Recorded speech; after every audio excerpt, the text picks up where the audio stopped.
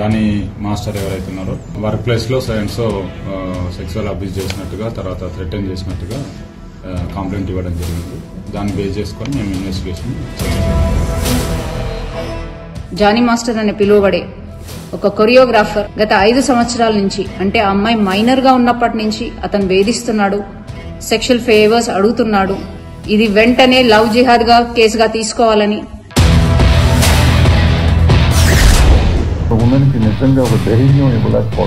The case is not just a sexual harassment at workplace. The case is more serious. This case is more grievous because she was a minor at the point in time. Female choreographer has approached the police. The inquiry is in process. According to the guidelines, we have 90 days to finish off and give a report.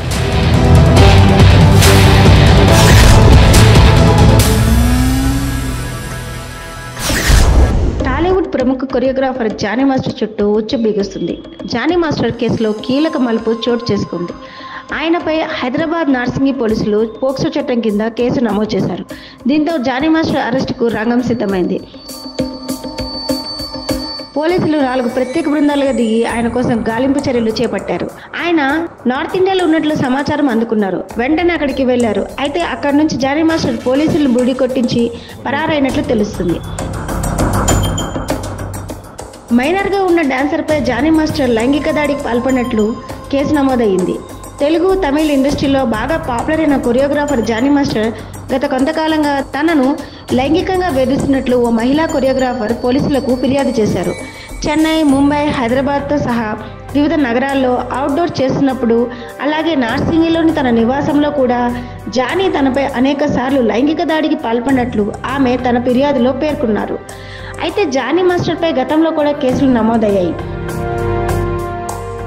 2015లో ఒక కాలేజీలో మహిళపై దాడి కేసులో, 2019లో మేడ్చల్లోని స్థానిక court Johnny మాస్టర్కు 6 నెలల jail శిక్ష విధించింది. ఇటీవలే ఆయన రాజకీయాల్లో కూడా చేరారు. పవన్ కళ్యాణ్ స్థాపించిన పార్టీ జనసేన తరపున ఎన్నికల్లో ప్రచారం కూడా చేశారు. అయితే అత్యాచార ఆరోపణలు రావడంతో జానీ మాస్టర్పై అటు జనసేన పార్టీ కూడా సీరియస్ అయింది. ఆయన పార్టీ కార్యకలాపాలకు దూరంగా ఉండాలని ఓ లెటర్ కూడా రిలీజ్ చేసింది. మరోవైపు Telugu film chamber of commerce కూడా జానీ మాస్టర్పై చర్యలకు దిగింది.